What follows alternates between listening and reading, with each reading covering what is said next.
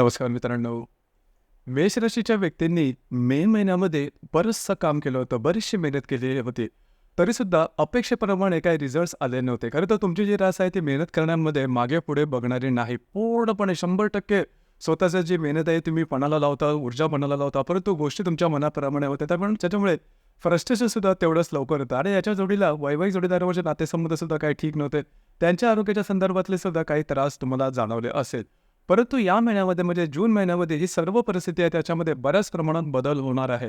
तो कसा होणार आहे, कशा प्रकारचे होणार आहे, तुमचं आरोग्य मानसिक, शारीरिक कशा प्रकारचं असेल, वैवाहिक जीवन कशा प्रकारचं असेल, त्याचप्रमाणे तुमचं रिलेशनशिप कशा प्रकारचं असेल आणि करिअरच्या बाबतीमध्ये सर्व संदर्भातली खुलाश्यावर चर्चा आपण या व्हिडिओमध्ये करणार आहोत.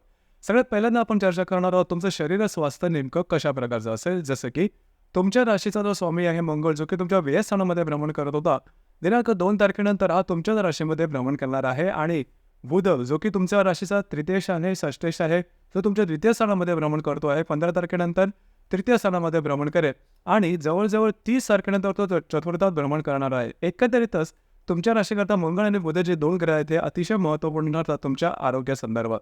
तर या दोन्ही ग्रहांचं जे प्लेसमेंट आहे ते अतिशय उत्तम आहे. त्यामुळे जून महिन्यामध्ये काळजी करू नका, तुमचं शरीर स्वास्थ्य आहे ते अतिशय उत्तम राहील. आणि या महिन्यामध्ये खास करून तुमचा जो कॉन्फिडन्स आहे, तुमची जी एनर्जी आहे ती जबरदस्त दिसून येईल. तुमच्याबद्दल जो ॲक्टिव्हपणा आहे तो बऱ्याच प्रमाणात चांगला दिसून येईल आणि जो कॉन्फिडन्स तो सुद्धा खूप चांगला द्विगुणित झाल्यासारखं वाटेल.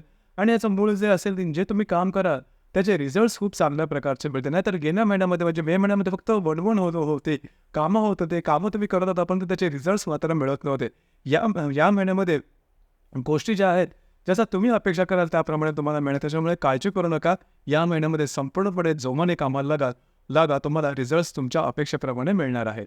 त्यानंतर आपण चर्चा करणार आहोत तुमचा आर्थिक स्तर नेमका कशा प्रकारचा असेल. जसं की तुमच्या राशीचा जो धनेश आहे शुक्र, जो की धन भावातच म्हणजे वृषभ राशीमध्येच भ्रमण करतो आहे. दिनांक 13 तारखेनंतर तो तृतीय स्थानामध्ये भ्रमण करणार आहे. याचप्रमाणे तुमच्या राशीचा जो पंचमेश आहे रवी, जो की तुमच्या द्वितीय स्थानामध्ये भ्रमण करतो आहे. दिनांक 15 तारखेनंतर तो तुमच्या तृतीयात भ्रमण करेल. आणि जो अष्टमेश आहे मंगळ, जो की तुमच्याच राशीमध्ये भ्रमण करणार. आणि जो लाभेश आहे शनी, जो की तुमच्या लाभस्थानामध्येच भ्रमण करणार. एकंदरीतच हे धनभाव आहेत जे की 4 आणि त्याचे जे स्वामी किंवा त्याचे जे प्लेसमेंट आहेत ते अतिशय चांगले आहेत. या महिन्यामध्ये आर्थिक स्तराच्या संदर्भात अजिबात काळजी करू नका. उलटपक्षी आर्थिक स्तराच्या संदर्भात तुम्ही जे कामं केलेली आहेत, तुम्ही जे मेहनत केलेली आहे त्याचं जे फळ आहे ते तुम्हाला अपेक्षेप्रमाणे मिळणार आहे. त्याचप्रमाणे उत्तम प्रकारे गुंतवणूकसुद्धा होणार. इथे फक्त एकच गोष्ट सांगावीशी वाटते, जसं की तुमच्या द्वितीय भावामध्ये रवी आणि शुक्र हे दोन्ही ग्रह आहेत आणि त्याचा परिणाम अशा प्रकारचा होणार आहे, खर्च थोडंसं जास्त होणार आहे. आणि तुमच्या राशीचं करता एक सांगावंसं वाटतं की तुमची जी रास आहे ही ॲक्शन ओरिएंटेड आहे.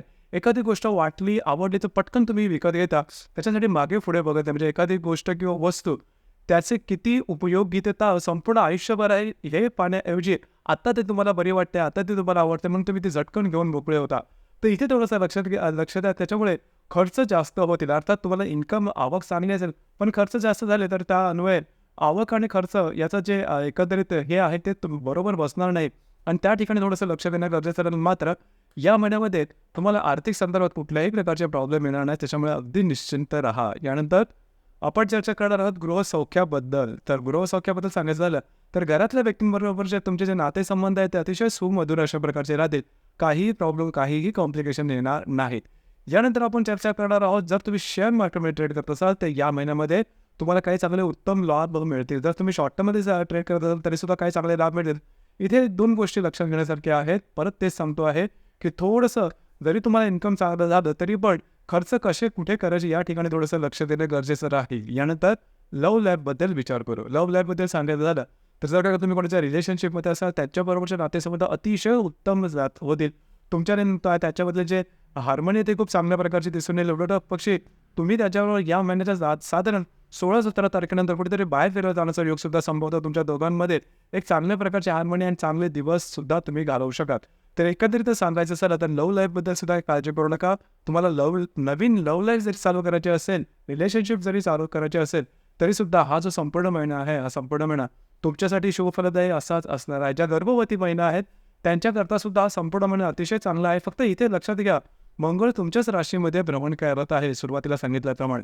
आणि तुमची जी रास आहे ही थोडीशी धावपळीची आहे, लगबगीची आहे, पटापट गोष्टी करणारी आहे, ॲक्शन ओरिएंटेड आहे. त्याच्यामुळे अशा मी थोडंसं घाई गडबडीने कामं करताना स्वतःच्या शरीराला कुठल्याही प्रकारची दुखापत होणार नाही, जसं की लागणं, कापणं, खरचडणं, अशा छोट्या-मोठ्या ज्या गोष्टी आहेत त्या होणार नाही, याकडे थोडंसं लक्ष देणं गरजेचं राहील. जे विद्यार्थी वर्ग आहेत त्याच्यासाठी हा सुद्धा कालावधी अतिशय चांगला राहील. काळजी करू नका.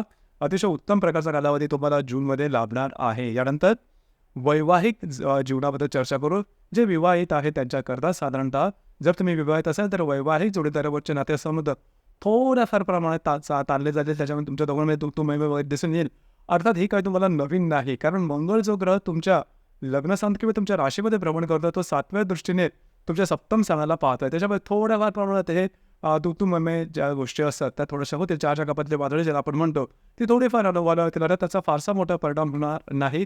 अर्थात तुमच्या राशीकरता सगळ्यात महत्त्वपूर्ण ग्रह शुक्र जो आहे हा स्वतःच्या राशीत द्वितीय स्थानामध्ये भ्रमण करतो आहे आणि दिनांक 13 तारखेनंतर तो तुमच्या तृतीय स्थानामध्ये भ्रमण करणार आहे. उलट पक्षी 15-16 तारखेनंतर तुम्ही आणि तुमचे जे वैवाहिक जोडीदार आहेत याच्यापुढे बाहेर फिरला जाण्याचं योग सुद्धा संपतात. तुमच्या दोघांमध्ये त्याची हार्मनी आहे ती सुद्धा खूप चांगल्या प्रकारची दिसून येईल. यानंतर आपण चर्चा करणार आहोत करिअरच्या संदर्भात. करिअरच्या संदर्भात सांगायचं झालं तर तुमच्या राशीचा जो कर्मेश आहे शनी, जो की तुमच्या लाभस्थानामध्ये भ्रमण करतो आहे, अर्थात दिनांक 30 तारखेनंतर तो वक्री होणार. परंतु तोपर्यंत तरी या संपूर्ण महिन्यामध्ये तुमचं जे कार्यक्षेत्र आहे त्या संदर्भात अजिबात काळजी करू नका. कार्यक्षेत्रासंदर्भात मोठे कॉम्प्लिकेशन अजिबात येणार नाही. ज्या ठिकाणी तुम्ही काम करता त्या ठिकाणी जे सहकर्मी असेल त्यांच्यावर तुमचे नातेसंबंध चांगले राहतील. त्यांच्यावर तुमचे जे जो आहे तो खूप चांगल्या प्रकारे याचप्रमाणे तुमचे जे वरिष्ठ आहेत त्यांच्याबरोबर सुद्धा तुमचे जे रिलेशन आहे ते खूप चांगल्या प्रकारचे राहतील.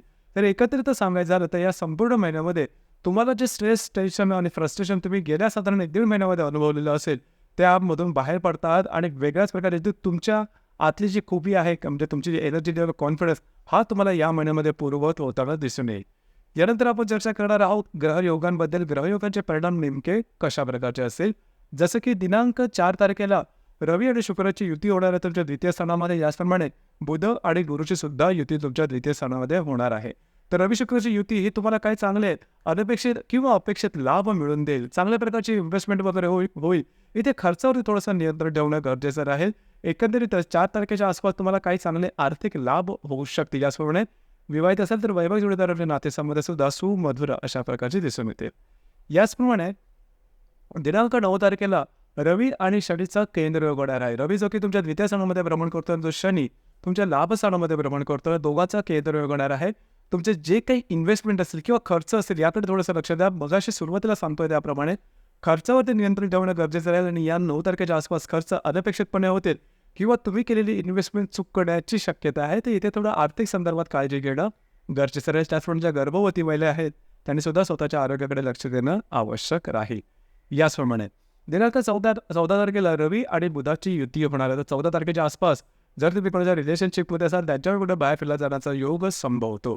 याचप्रमाणे दिनांक 17 तारीख आहे महत्त्वाची आहे. 17 तारखेला बुध आणि शुक्राची युती तृतीयात होणार आहे आणि या युतीबरोबर नेपच्यून जो आहे तो केंद्रयोग करणार आहे. उत्तम अशा प्रकारचा हा योग आहे.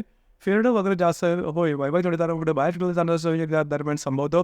परंतु या 17 तारखेच्या आसपासच कागदोपत्री व्यवहारापासून थोडीशी काळजी घ्या. कोणाला काही कमिटमेंट प्रॉमिसेस करायचे असतील किंवा इतरही काही कागदोपत्री व्यवहार करायचे असेल तर त्या ठिकाणी तुमचे अंदाज चुकणं किंवा चुकीच्या पद्धतीने काही गोष्टी होणं या ठिकाणी थोडंसं लक्ष देणं अतिशय आवश्यक राहील. याचप्रमाणे दिनांक 20 तारखेला रवी आणि नेपच्यूनचा केंद्र होणार आहे. रवी जो की तुमच्या तृतीय स्थानामध्ये भ्रमण करतोय आणि जो नेपच्यून तुमच्या व्ययस्थानात भ्रमण करतोय, दोघांचा केंद्र होणार. स्वतःच्या आरोग्याकडे लक्ष द्या. जे तुमचं कार्यक्षेत्र असेल त्या संदर्भामध्ये कुठल्याही प्रकारची महत्त्वपूर्ण कार्यप्रणाली या दरम्यान करू नका. स्वतःच्या आरोग्याकडे लक्ष देणे गरजेचं राहील. याचप्रमाणे तुम्ही जर का कोणाच्या रिलेशनशिपमध्ये असाल तर तिथे थोडंसं मिसअंडरस्टँडिंग किंवा गैरसमजासारखे प्रसंग समोर येऊ शकतील. ते त्या ठिकाणी थोडीशी काळजी घेणं किंवा अलर्ट राहणं महत्त्वपूर्ण राहील. याचप्रमाणे दिनांक 26 तारखेला बुध आणि शनीचा त्रिकोण योग होणार आहे. शनी जो की तुमच्या लाभस्थानामध्ये भ्रमण करतोय तर बुध जो की तुमच्या तृतीय स्थानामध्ये भ्रमण करतोय, दोघांचा त्रिकोण योग होणार आहे. शुभफलदायी अशा प्रकारचा योग आहे. अशा प्रकारचे लाभ किंवा अशा प्रकारचे आर्थिक येणे की जे कित्येक दिवसापासून येत नाही आहेत, त्याच्यामध्ये काही अडथळे आहेत, तर अशा प्रकारचे काही लाभ किंवा अशा प्रकारचे काही आर्थिक येणे तुम्हाला या दरम्यान मिळू शकतील. तुमचे जे मित्रपरिवार असेल त्यांच्याकडे बाहेर फिरायला जाण्याचा योग सुद्धा या दरम्यान संभवतो. कागदोपत्री व्यवहार की जे कित्येक दिवसापासून खोळंबलेले होते ते सुद्धा या दरम्यान मार्गी लागण्याची शक्यता बऱ्याच प्रमाणात आहे. तर एकंदरीत बुध आणि शनीचा त्रिकोण योग जो की तुमच्या तृतीय आणि लाभस्थानामधून होतो आहे हा तुमच्यासाठी शुभफलदायी असाच असणार आहे. याचप्रमाणे या महिन्याची जी अमावास्या आहे ती 6 तारखेला आहे वृषभ राशीत तुमच्या द्वितीय स्थानामध्ये, आणि जी पौर्णिमा आहे ती 22 तारखेला आहे. अमावास्या आणि पौर्णिमेच्या दरम्यान रविचंद्राचं आकर्षण पृथ्वीकडे सर्वात जास्त असतं. त्यामुळे आपण जास्त प्रमाणात इमोशनल होतो आणि बऱ्याच वेळेस भावनातीत होऊन घेतलेले निर्णय हे चुकण्याची शक्यता जास्त असते. तर या दरम्यान साधारणतः या महिन्याच्या 22 आणि 6 आणि 22 तारखेला कुठल्याही प्रकारचे महत्त्वपूर्ण निर्णय अजिबात घेऊ नका. वृषभ राशीमध्ये म्हणजे तुमच्या द्वितीय स्थानात होणारी जी अमावास्या आहे 6 तारखेला, तुमच्या आर्थिक संदर्भामध्ये काहीतरी गोष्टी चुकीच्या होण्याची शक्यता राहील, याकडे थोडंसं लक्ष देणं गरजेचं आहे. याचप्रमाणे वैवाहिक जोडीदाराच्या आरोग्याकडे सुद्धा या दरम्यान थोडंसं लक्ष देणं आवश्यक राहील. तर मित्रांनो, हे होतं जून महिन्याचं मेष राशीचं संपूर्ण राशीफल. आपल्याला राशीफल कसं वाटतं, आपण त्याचा अनुभव कशाप्रकारे घेतला नक्की कळवा. आणि आपल्या जे चॅनल आहे मराठी ज्योतिष कट्टा हे सुद्धा लाईक, शेअर, सबस्क्राईब नक्की करा. धन्यवाद.